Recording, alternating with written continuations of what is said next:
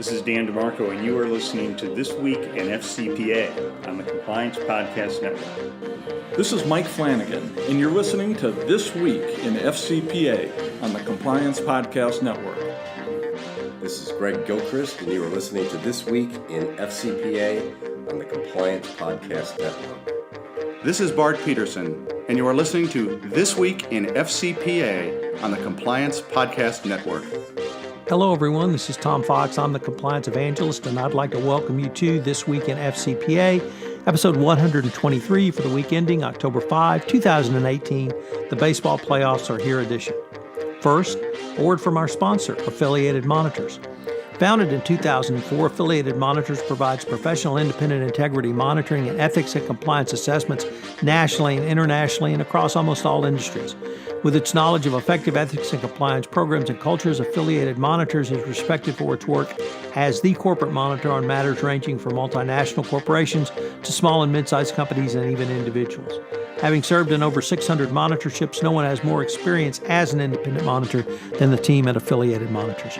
For more information on how an independent monitor can help you improve your company's ethics and compliance program, visit our sponsor, Affiliated Monitors, at www.affiliatedmonitors.com. So what are some of the stories we take up? Well, the two-time loser Styker FCPA enforcement action, in addition to more commentary and fallout from the Petrobras FCPA enforcement action. Elon Musk, in a peak of sanity, settles his FCPA case. Major League Baseball is under investigation for FCPA violations in Latin America. More information on the ruling from the Serious Fraud Office, the ruling against the Serious Fraud Office and the ENRC case and attorney-client privilege. Panasonic Avionics finally gets a monitor. If you're going to money launder and steal from a national sovereign wealth fund, you need to think big. And finally, two women behaving badly. Hello, everyone. This is Tom Fox. I'm the Compliance Evangelist, and along with my colleague, Jay Rosen, Mr. Monitors, Vice President of Affiliated Monitors, I'd like to welcome you to This Week in FCPA, Episode 123 for the week ending October 12, 2018. The Playoffs Are Here edition. Jay, the baseball playoffs are here. The Sox are playing the hated evil empire. Yet we had one of the most interesting ethics, compliance, and FCPA weeks we've had in some time. So welcome, and where do we start? Let's start with a recidivist. We've got a couple articles coming to us, one from Dick Cassin at the FCPA Blog, and then one from our friend Sam Rubenfeld over at the Wall Street Journal. And the facts are medical device maker Styker Corp agreed Friday last week to pay the SEC a $7.8 million penalty to resolve the infamous books and records and internal accounting control offenses in India, China, and Kuwait. Basically, some of the misconduct in India, Styker's dealers regularly issued inflated invoices. In China, Styker's wholly owned subsidiary had at least 21 sub-distributors of Styker's Sonopet product that weren't verified, approved, or trained. And in Kuwait, Styker had one primary distributor that sold orthopedic products to the Kuwait Ministry of Health. Prior to that, in an SEC enforcement in October of 2013, Styker paid $3.2 million to resolve FCPA violations in Argentina, Greece, Mexico, Poland, and Romania. So it's bad enough to get yourself on the list once, but when you're a recidivist in the common nomenclature, that means you're a two-time loser. And this again just demonstrates the pressure that when you're a medical device company and you're trying to drive global growth, that sometimes, or more often than not, you are coming into contact with government officials, and this company really needs to lock it down and get things straight. So some really great lessons that you detailed for us in there, Jay. Lots for compliance practitioners to consider on lessons learned. And I'm going to try and tie in a little bit of Styker to some thoughts on Petrobras in a few minutes. Jay, our next one, once again, I know you're a recovering screenwriter. and I know you have an active imagination, but if I had described this to you, you probably would have said, Tom, it'll never sell. It has to be grounded in reality. And that is, of course, Elon Musk and the SEC lawsuit. Last week, we reported he... Tom, what time is it? Is it 4:20 already? It was close to 4:20 when one of the events we're going to talk about occurred. Last week at this time, Musk had pulled out literally on the way to sign a settlement agreement with the SEC. SEC sued him. He either came to his senses or caved in on Saturday and settled, we thought, with the SEC. The settlement barred him from serving on the Tesla board for 3 years. The prior settlement agreement had said 2 years. They're going to add 2 independent directors. So his settlement got worse over those 48 hours.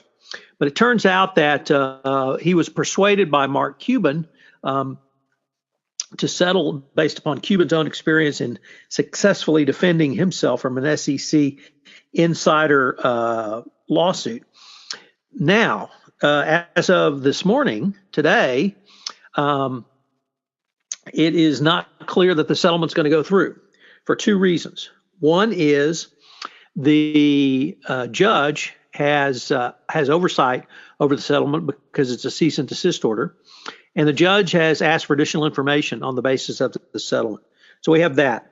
But even more amazing is the following. Elon Musk sent out a tweet yesterday at nearly 4:20, but actually 3:16 p.m., which said, and I quote, "Just want to that the Short Seller Enrichment Commission is doing incredible work." And the name change is so on point. So we now have Musk taunting the Securities and Exchange Commission for his settlement. One of the things that the commentary we quoted on, both James Stewart writing in the New York Times and Tom Zanki writing in Law 360, it was clear that the board at Tesla needed to get a handle on and around Elon Musk's personal Twitter musings, and that he had to stop releasing inside information that got him in trouble the first time with the SEC with funding secured. So clearly that part of the settlement has not worked yet. Both Stewart and Zanki talked about the need for better board oversight, and that was simply reinforced by this tweet yesterday. Now it was reported last night and this morning. And then the new information about the judge questioning the settlement, who knows where that's going to go. Unlike FCPA cases, when a deferred prosecution agreement is presented to a judge, he has to sign it. In a cease and desist order, there's some discretion with the court on accepting that. An SEC cease and desist order. So, Elon really needs to get off Twitter. This is just unbelievable that he would taunt the SEC in this manner. So a couple things by the numbers, and check me if I'm wrong on this, Tom, but one might not want to settle with the generous offer of the SEC because they could think that they might get better terms if they hold out. But if I'm reading the numbers correctly, the SEC originally said that he would be barred from being the chief executive for 2 years. He ended up settling with 3 years, and the initial fine was supposed to be $10 million, but then the SEC doubled it by him waiting 48 hours, and then an additional $20 million for Tesla. So did I get those numbers right?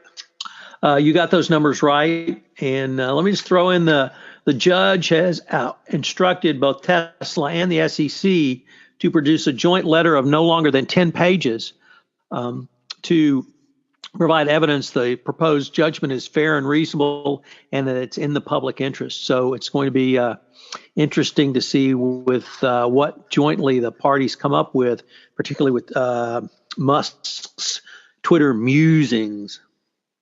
Well, maybe it's possible that since he has the itchy Twitter finger that he might be contemplating a run for president in 2020. Well, he's actually not qualified because he's not an American, not born in America. So no, but Elon. we kind of waive the small things. Most presidential candidates usually reveal their tax return. So, if Schwarzenegger could be governor in California, why don't we let something slide for Mr. Musk? Well, Ted Cruz. So there is precedent. So. All right. So I think we spoke about this last week. Former Chile mining executive settles FCPA offenses.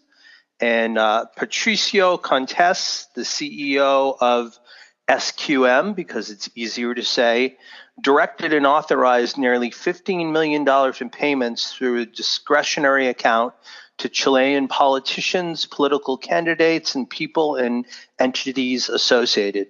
He settled charges with the SEC, and Charles Kane, chief of the SEC's Foreign Corrupt Practices Act unit, said that this is something we also agree with. Corporate culture starts at the top, and when misconduct is directed by the highest level of management, it's critical that they're held accountable for their conduct.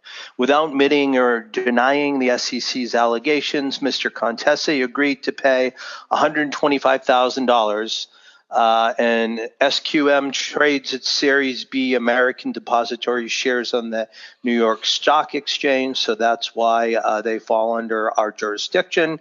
The Santiago, Chile-based company last January in 2007 agreed to pay $30.5 million to resolve foreign bribery allegations from the SEC and the Justice Department jointly. So this is something that's been on the horizon for the last couple of years or so. And again, we're looking at something that is purely in the energy and the extractive industries crosshairs. So, Jay, myself and several other commentators wrote a deep dive analysis into the Petrobras settlement this past week, or the Petrobras enforcement action. I did a 3-part series on it. Mike Volkov took a look at it. Jonathan Marks took a look at it. And we all had some questions around. Jonathan had a great question, which he entitled "In the Realm of the Obvious, Why Was There No Monitor?" The question I had was, how did this defendant or this company sustain a non-prosecution agreement in spite of clearly the most worldwide corruption schemes ever, at least today. And actually, I recorded a podcast with Stephen Martin that's going to go up Monday, where we're going to explain it, or at least Stephen's going to give his thoughts on it. So lots to talk about from Petrobras, some great commentary and some great lessons. And I would point to some of the bribery schemes that were used were clearly, truly innovative. So I hope people will take a look at my blog post. I'm releasing a white paper through Corporate Compliance Insights on it, which will give you some ideas on the bribery schemes. You can check it out and see if any of that's going on in your company. But there was one article that was tangentially related to Petrobras that I wanted to bring up, Jay, and that was an article in Corporate Compliance Insights by Andy Webb Vidal about 10 lessons from Operation Car Wash. And for those of our listeners who may not remember, the Petrobras scandal started with Operation Car Wash, and Andy took a look at really where that investigation has gone, the various splinterings and different investigations leading to Odebrecht, leading to JBF. And he came up with 10 reasons why, or 5 reasons why he believes Operation Car Wash marks the turning point in Latin America. And these were that while the coverage, the media coverage of this would seem to indicate corruption was completely out of control, he found it to actually be show that anti-bribery institutions were functioning, even if imperfectly, but they weren't failing. That the Operation Car Wash means the impunity for white-collar crime can no longer be taken for granted. Prosecutors are becoming much stronger and much more willing to collaborate with counterparts in other countries. Clearly, the Petrobras settlement speaks to that. The judicial systems in Latin America are becoming more effective, and that probably near and dear to our hearts, Operation Car Wash is encouraging more robust anti-corruption litigation legislation and more robust compliance programs going forward. So I thought his piece was quite interesting and insightful. I totally agree with you, Tom. And, I think with so much of this corruption happening in Brazil, to refer back to your Part 1 blog on Petrobras, and you have a list of the top 10 international anti-corruption enforcement penalties.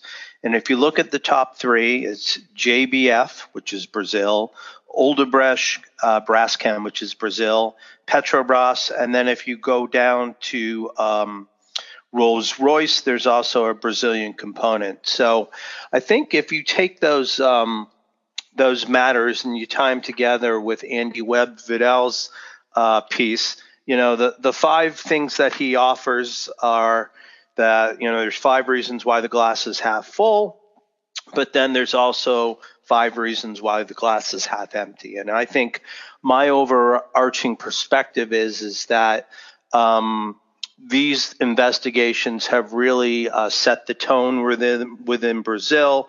There is much more cooperation globally, and I would definitely like to take the glass is half full perspective on that one. Next one is a very interesting article that I guess since I don't read Sports Illustrated, I missed this one. But this comes to us from Cheryl Ring, and it's entitled, "A Federal Grand Jury is Investigating Major League Baseball." And it starts off, while people like you and I are focusing on the playoffs that we'll talk about a little bit later, Major League Baseball is currently the subject of a federal grand jury investigation targeting the league's business practices in Latin America. And this is based on a report by Jeff Cassin on the investigation. And basically, a federal grand jury is looking into whether or not there was anything improper about dealings with Cuban star Hector Olivera. He was originally signed by the Los Angeles Dodgers and traded over to the Braves. I think what's very interesting about this and why this hits our radar is that a couple of DOJ lawyers who specialize in the FCPA are working with this grand jury. So, with everything that we saw with FIFA and with Latin American players being such a large part of the game now, it's just a matter of time for something like this to happen. And the timing's great because it really just puts a little bit of a shadow on the playoffs. What are your thoughts on it, Tom? So I have to say, Jay, that I am just shocked to find out that there may have been bribery and corruption in Latin America and the Caribbean regarding poor Latin American families and their sons playing baseball. I'm just absolutely shocked that there possibly could be corruption around that. And but once I got past being shocked and realized that actually I was standing in a casino, that there was gambling going on. Perhaps your winnings, Mr. Fox. Yeah, thank you. Can I have a little bit larger bills? That's too big a pile for me. It's just a complete imbalanced system. You have a multi-billion-dollar business with needing product or raw material, I suppose, which is the baseball players to turn out a product, which is the baseball game. And you have raw material that can be had very, very cheaply. And it's very, very good raw material. And it's not surprising that corners were cut. Perhaps you might not think that the FCPA would be implicated because you might not think there would be any government involvement. But in Cuba, for instance, everything is owned by the government, Jay. There's no private property. So all those baseball teams, those are all foreign governments. Oops. In other Latin American countries, think of all just the standard issues that any U.S. multinational would have in terms of visas, travel, licenses to do business, permits, all of those things that corners may have been cut. So it doesn't surprise me at all. And I guess what surprises me is that all major league sports franchises and indeed college sports franchises have not awoken to the fact that they may be doing things that have FCPA implications, and they really gave zero thought to that. I think that the NBA has given a lot of thought to that because they have a very robust international presence, but you would certainly think with the international presence of Major League Baseball, they would, and hopefully the NFL, it's the last thing our beloved commissioner needs is a FCPA issue with everything else he's got going on. But, pretty shocked that there'd be gambling going on in a casino. Yeah. So, Tom, why don't you tell us about the recent SFO ruling about ENRC and what that portends for the attorney-client privilege? So we've talked about this case before, Jay, because this was a decision that went against the SFO. They were trying to have a attorney-client privilege overturned in a corporate internal investigation. And the court, I think, certainly under U.S. law and apparently under U.K. law, properly held that once the privilege is kicked in or invoked, rather, by general counsel, then the investigation conducted under that privilege is indeed privileged. The SFO has not appealed that, so I think that they probably agreed with that as well. And most of the commentary I've read from UK lawyers believes that the court came out with correct advice. So what's interesting, though, is that ENRC, the defendant in this case, has become very aggressive, and they want an investigation of the Serious Fraud Office for even bringing this challenge.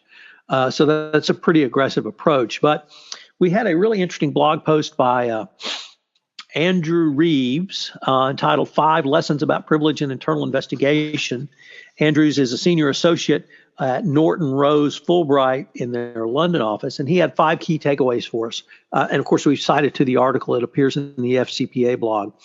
Number 1, companies faced with allegations of wrongdoing can conduct investigations with greater confidence that the documents relating to the investigation will be protected by privilege under English law. The decision does not mean there's a blanket privilege for internal investigations. The litigation privilege will still have to show the dominant purpose of the communication was related to an adversarial process. That adversary can be the SFO. 3, document the purpose and scope of your internal investigation and justification for documents covered by the privilege. Interestingly, in number 4, it narrows the definition of client for the purposes of legal advice so that anyone who is not a client of the lawyer taking the interview, notes prepared in that interview, the privilege will not apply.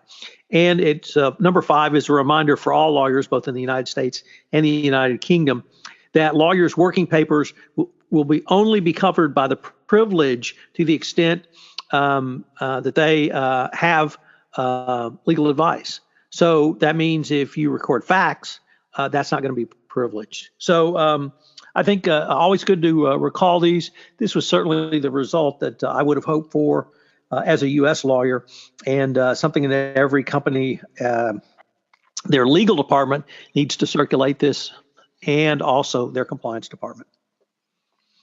So in your neck of the woods, Panasonic Avionics got a monitor. You want to tell us about that? Yeah, this is very interesting. Paul Hastings' partner, Kwame Manley, has been appointed by the DOJ as the independent compliance monitor, not monster, for Panasonic Avionics as part of its April $280 million foreign bribery settlement, which was concurrent with the DOJ and the SEC. Manley will remain the monitor for the Japanese Electronics California-based subsidiary, Panasonic Avionics Corporation, for 2 years. So when you're flying on all your international flights and you have those very cool interfaces that you can choose movies or music or entertainment, that's the kind of thing that Panasonic Avionics does. And this past April, the company admitted that certain employees, including senior executives, schemed to retain consultants for improper purposes and conceal payments to third parties. The company was represented by Wilmer Hale. What's very interesting is here, they basically said that one of the things the company needed to keep in mind was that they wanted to hire a diverse monitor. And there's been, this article comes to us from GIR, Global Investigations Review, and through a Freedom of Information Act, they were able to get some stats going on the complexion, purposely said, of monitors. And since 2004, while over 40 white men have been awarded FCPA monitorships, only 3 women and 3 non-white lawyers, who are all men, have been picked. And so with the choice of Manley and African American, he is now the 4th non-white person to be chosen for the FCPA monitorship since 2014. So, it's not surprising that they have the monitor there, but I think it shows that the DOJ is trying to shake things up, and I applaud his appointment. Any thoughts on your front, Tom? Nope. I think you about summed it up. All right. Why don't you tell us about the $500 million in central bank heist and how it was foiled? So this is a really interesting article, very well reported by the Wall Street Journal, 3 reporters. And this involves the looting of the Sovereign Wealth Fund and National Bank of Angola by the former prime minister and his family. His son tried to arrange a $500 million transfer, or did arrange a $500 million transfer out of the bank to Credit Suisse, I believe.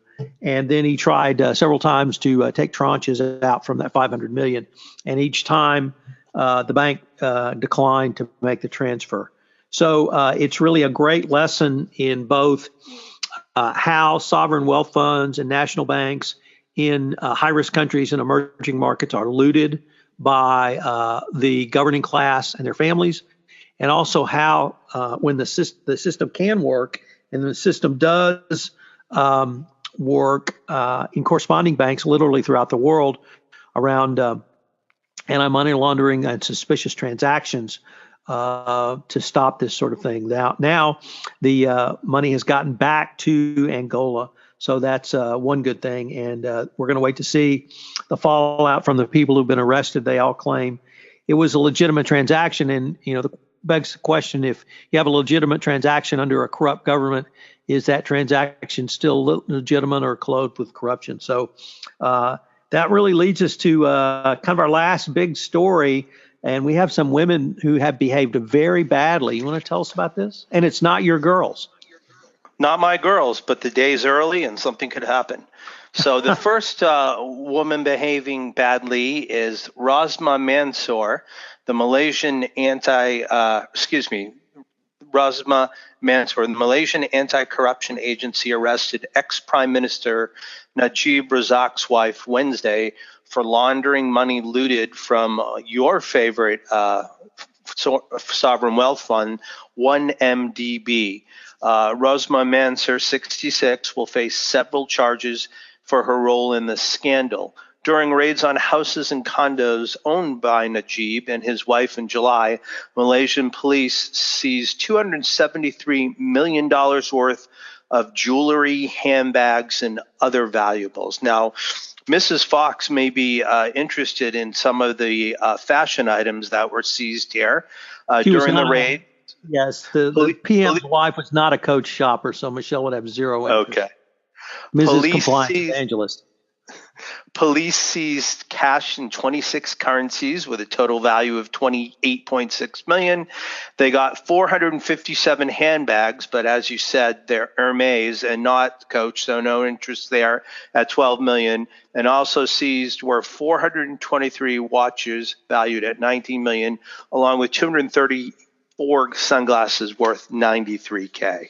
So that's what's happening at 1MDB. And then we've got another woman behaving badly, and this is tied into some of the telecom scandals over the past couple of years. The UK SFO, Serious Fraud Office, said Wednesday is trying to recover assets bought with the money connected to corrupt deals in Uzbekistan. The claim concerns a number of assets, including 3 UK properties, which the SFO alleges were obtained using the proceeds of corrupt deals. Gulnara Karamov, 45, the eldest daughter of the late Uzbek president, allegedly took $300 million in bribes from Sweden's Telia company AB and Amsterdam company Vimpelcom, which is now known as Viam. In September of last year, Telia agreed to pay $965 million to resolve FCPA offenses for bribery in Uzbekistan. And in February 2016, Vimpelcom/Vion reached a $795 million resolution with U.S. and Dutch attorneys. So 2 people dealing with the ill-gotten gains of bribery. This brings us to the weekend playoffs, Tom, and tell us what your prospects are for the Houston Astros in the upcoming ALDS. So let's first talk about the 106-game winning, league-leading, highest-rated odds to win the World Series Boston Red Sox and some of their gutless Wonder fans, specifically those on this podcast. Because your lack of faith in your own team, having had, did I mention they had 106 wins and they were the league leaders and they have home field advantage throughout the playoffs and they're 5-1 odds to win the World Series. But, Jay, it just boggles my mind that after winning 3 World Series in the last 15 years, you still are living in 1975 and 1986, perhaps with a twinge of Bucky effing Dent thrown in. I don't know what, but your lack of faith in your team is just perplexing to someone like me who went only 55 years before the Houston Astros won. So I'm really excited about these playoffs. I'm not quite sure how you feel, given your gutless wonder status. But frankly, Yankees, Red Sox, playoffs, it don't get no better than that. And it's October, and I don't know if, Pedro Martinez's ghost will appear or there'll be other ghosts, but I'm going to be tuned in to those games after I watch the Astros cruise through the Indians. Well, Tom, I appreciate you laying down the gauntlet, and I will return to Jay Rosen of past, of yore, and I will be the homer that deep inside I am. So I will take Mr. Jackson and put him up against you. And are we putting up that we're going to meet in the ALCS, or putting up for the World Series? What is the exact we're talking about? Well, I'm betting we win, so you can take that any way you want. All right. Well, let's see what happens. I'm behind the Bo Sox, and earlier in the pre-call prep, you said something about 1918, which used to be the taunt for me and my chowder heads, and now it's 2018. So maybe there's something there that's going to happen. Do we want to take any quick shots to run down the playoff teams, AL and NL? Where do you think we're going to end up? Well, the Dodgers looked pretty strong last night. So, and of course, but it doesn't matter because the Astros are going to win. So there. Okay. And who also looked very good last night were the New England Patriots.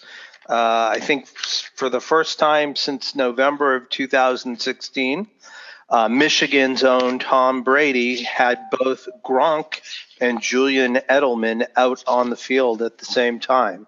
So that was pretty exciting to watch. The Pats, there was still some points scored in garbage time, but right now we're 3-2, and it's looking a lot better than we were when we were 1-2. So I think, I don't know if Baltimore will be the ultimate test, but as you correctly noted, 3-2 looks a whole lot better than 1-2, and they're right in the middle of the division, and that's what they need to win to get into the playoffs. So I'm expecting to see your Patriots and my fellow Wolverine, Tom Brady, playing in January again. Great. Tom, we're into October. The conference season is starting, and you and my colleague, Eric Feldman, will be in Denver next week. What's going down there? So we are going to Converge 18, be in Denver on October 9th through 11th. Still a few slots open, and I've still got a 50% discount available if anybody wants to register at the last minute. I was somewhat chagrined yesterday to find out it's supposed to snow there. So on Monday and Tuesday. So if you're coming from a place like Houston, be sure and bring a coat or two. So it should be a great event. I'm looking forward to hearing Eric talk about perverse incentives. Mike Volkoff and I are going to talk about key performance indicators in your compliance program. Great. So I think barring anything else, we just, before we got on the air, the Senate just voted to have a cloture vote, and it was by the slimmest of margins, 51 yay and 49 nay.